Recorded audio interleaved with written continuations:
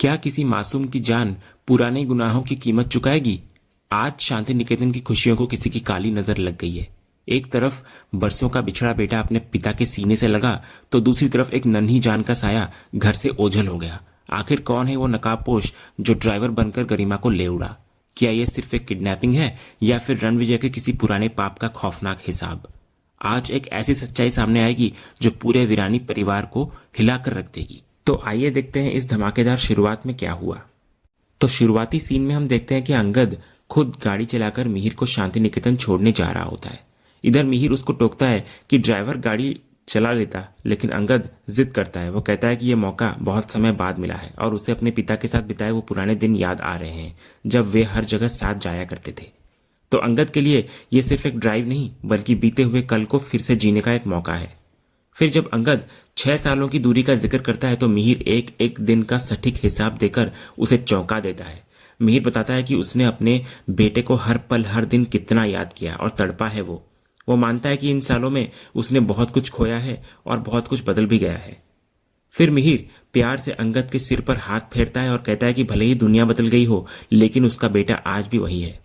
उसे अंगद पर बहुत गर्व महसूस होता है, खासकर इस बात पर कि अंगद ने अपनी मां का साथ नहीं छोड़ा। इसके बाद मिहिर कबूल करता है कि उसे हमेशा तुलसी की चिंता रहती थी कि वो अकेले सब कुछ कैसे संभालती होगी, लेकिन अब उसे तसल्ली है क्योंकि उसे यकीन है कि जब तक अंगद और बृंदा साथ हैं तो तुलसी सुरक्षित है और उसे किसी बात की फिक्र करने की जरूरत नहीं। इसके बाद शांति निकेतन पहुंचने पर अंगद के मन में दबा एक सवाल बाहर आता हुआ नजर आता है। वो पूछता है कि अगर नॉयना आंटी ने मां की जगह नहीं ली होती तो शायद चीजें अलग होती। तो इस पर मिहिर एक बहुत बड़ा और साफ जवाब देता है। वो कड़े शब्दों में कहता है कि तुलसी की जगह ना कोई ले सकता है और ना ही वो किसी को लेने देगा। मिहिर अंगद को यकीन दिलाता है कि नॉयना पिछले 6 सालों से उस घर में सिर्फ एक दोस्त की हैसियत से रह रही है, उससे ज्यादा उसे कभी कोई दर्जा नहीं दिया गया। मिहिर की यह बात अंगद के दिल का बोझ हल्का कर देती है और उसे अपने पिता पर दोबारा भरोसा होने लगता है।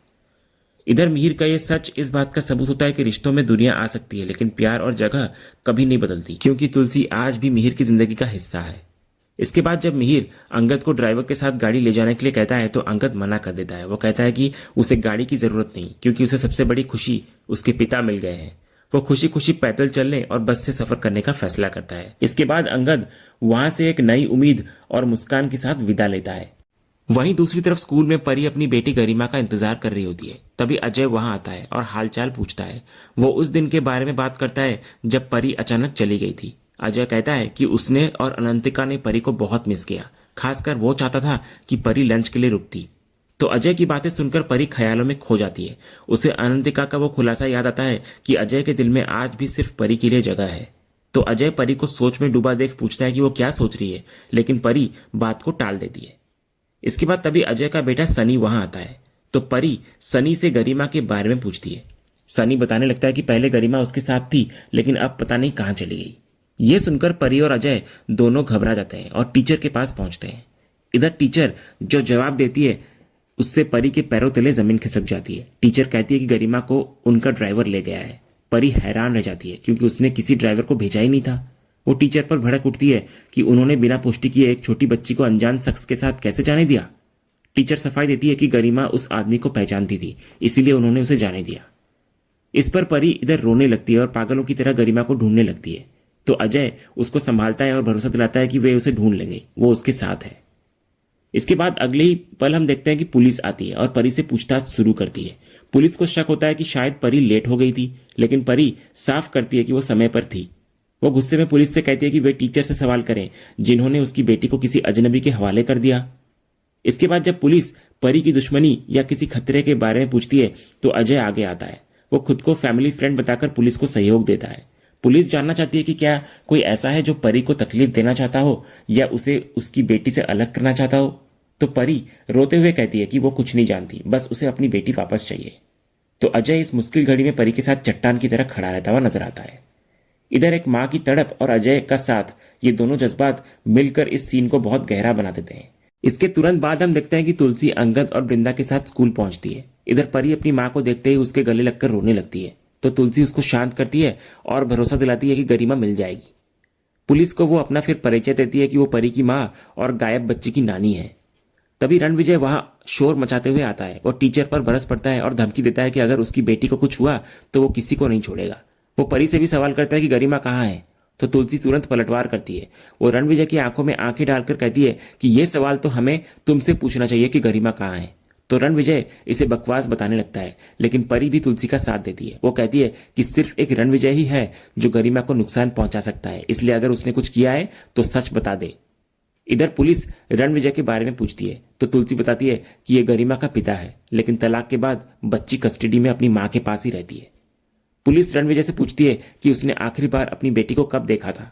तो रणविजय सीधा जवाब देने के बजाय घटियापन पर उतर आता है। वो परी और अजय की तरफ इशारा करते हुए तंज कसता है कि उसे कुछ याद नहीं, और वैसे भी परी तो आजकल किसी और को संभालने में बिजी है। रणविजय का इशारा अजय की तरफ होता है तो ये कीचड़ उछलता देख अजय का खून खौल उठता है। वो गुस्से में रणविजय को मारने के लिए आगे बढ़ता है, लेकिन अंगद उसको रोक लेता है ताकि बात और न बिगड़े। इसके तुरंत बाद मिहिर वहां आता है और परी को संभालता है। वो भी सीधा रणविजय पर शक करता है तो रणविजय उल्टा परी पर लापरवाही का आरोप लगाता है। वो पूछता है कि परी अपनी बेटी को लेने क्यों नहीं गई, वो कहाँ बिजी थी। तो परी सफाई देती है कि वो वहीं पर थी, बस बच्चों को खेलने का वक्त दे रही थी।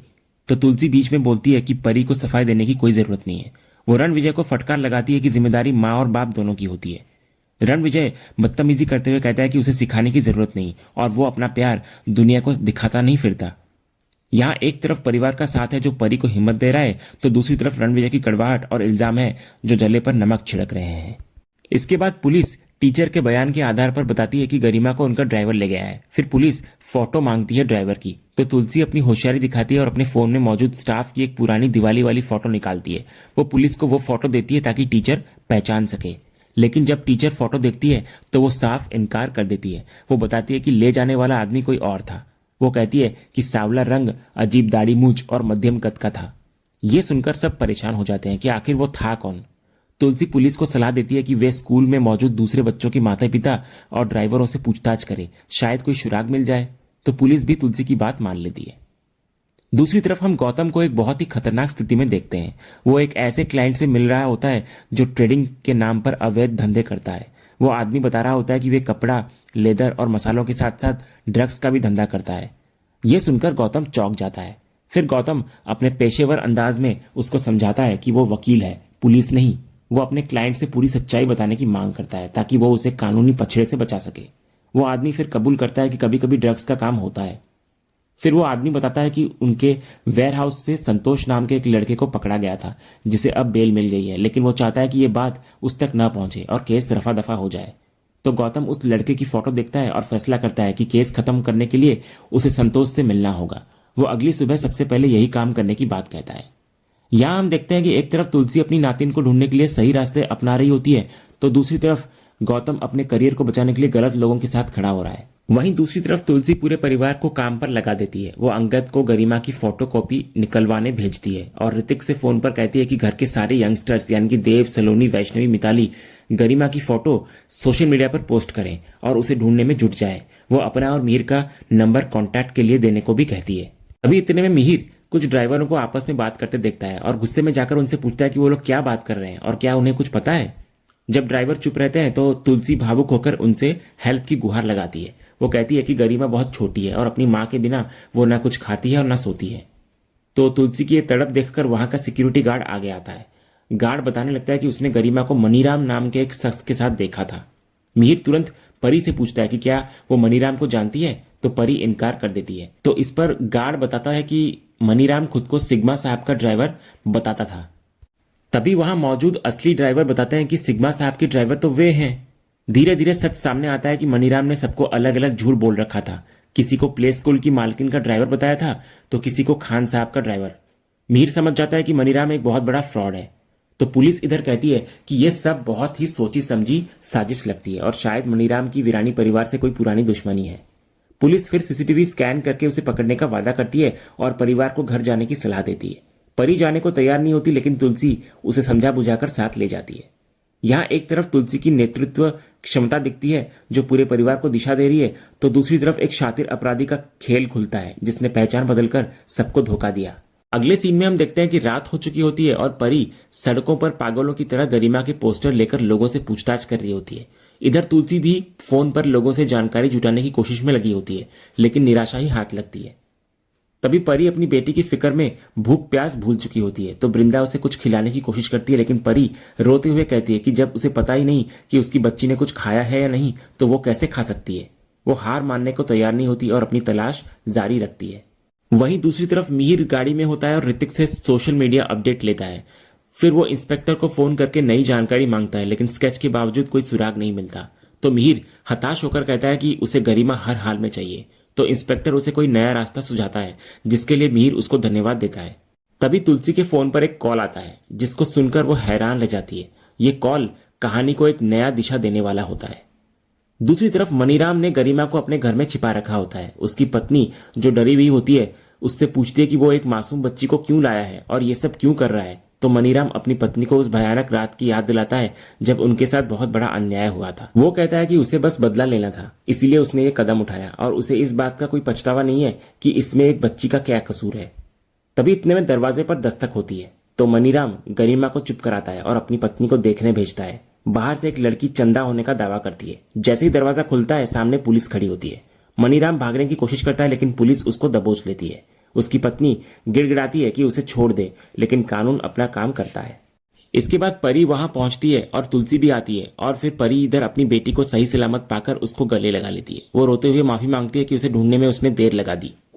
इसके बाद मनीराम की पत्नी अपने पति को बचाने की गुहार लगाती है, लेकिन पुलिस मनीराम को पकड़कर पुलिस स्टेशन ले जाती है। तभी एक लेडी हवलदार तुलसी की तारीफ करती है कि उसकी सतर्कता की वजह से बच्ची मिल गई, लेकिन तुलसी इसका श्रेय चंदा को देती है, जिसने मनीराम को बच्ची के साथ देखा और तुरंत खबर दी। अगले सीन में रणविजय पुलिस स्टेशन में मनीराम पर हमला करता है और पूछता है कि वो उसकी बेटी को क्यों ले गया था। पुलिस रणविजय को रोकती है। तभी मनीराम की पत्नी अपने पति को बचाने के लिए आगे आती है और इधर रणविजय उसको देखते ही हैरान रह जाता है, मानो उसने कोई भूत देख लिया हो। तो मनीराम समझ जाता है कि रणविजय उसको पहचान गया है। तभी एक दिल दहला देने वाला पल आता है। मनीराम की पत्नी अपना पल्लू हटाती है और उसका बिगड़ा हुआ चेहरा सबके सामने आता है। ये देखकर सब हैरान रह जाते हैं। इधर तुलसी के पूछने पर मनीराम एक दर्दनाक सच बताता है। फ्लैशबैक में हम देखते हैं कि पिछले साल अक्टूबर में मनीराम की पत्नी अपनी प्रेगनेंसी की खुशखबरी लेकर घर लौट रही थी। तभी रणविजय और उसके दोस्तों ने शराब के नशे में उसे घेर लिया। वे पता पूछने के बहाने उसे परेशान करने लगे और जब वो डरकर भागने लगी तो उन्होंने जबरदस्ती उसे अपनी गाड़ी में बिठाने की कोशिश की। तभी पुलिस का सायरन सुनकर वे डर गए और उसे छोड़ दिया, लेकिन जाते जाते रणविजय ने अपनी शराब की बोतल उसके चेहरे पर दे मारी। इस हमले में न सिर्फ उसका चेहरा बर्बाद हुआ, बल्कि गिरने की वजह से उसने अपना बच्चा भी खो दिया। लेकिन जाते जाते उसने हिम्मत करके रणविजय की गाड़ी का नंबर उसने फोन पर अपने कैद कर लिया था, जो अब सबसे बड़ा सबूत बन गया। फिर फ्लैशबैक खत्म होते ही मनीराम अपना दर्द बयां करता है। वो रणविजय को हैवान बताता है जिसने उसकी पत्नी का चेहरा और कोख दोनों उजाड़ दिए। वो कहता है कि जब उन्हें कानून से इंसाफ नहीं मिला तो उसने खुद सजा देने की ठान ली। इधर मनीराम बताता है कि गाड़ी के नंबर से उसने रणविजय का पता निकाला और गरिमा पर नजर रखनी शुरू की। मौका मिलते ही उसने बच्ची को अगवा कर लिया ताकि रणविजय को वही दर्द दे सके जो उसने उन्हें दिया था। मनीराम कसम खाता है कि उसने बच्ची को कोई नुकसान नहीं पहुंचाया, बस वो रणविजय को तड़पाना चाहता था। इधर तुलसी मनीराम को गलत ठहराती है। वो कहती है कि पाप रणविजय ने किया, लेकिन सजा एक बेगुनाह बच्ची और उसकी मां ने क्यों भुगती, जो सरासर गलत है। रणविजय खुद को बचाने के लिए चीखता है कि यह सब झूठ है, लेकिन तुलसी हार नहीं मानती। वो इंस्पेक्टर से कहती है कि मनीराम को तो सजा मिलेगी, लेकिन रणविजय का गुनाह उससे कई बड़ा है। भले ही देर हो गई हो, लेकिन केस अब भी बनता है। तो इंस्पेक्टर मनीराम की पत्नी के बयान को काफी मानते हैं और रणविजय को गिरफ्तार कर लेते हैं।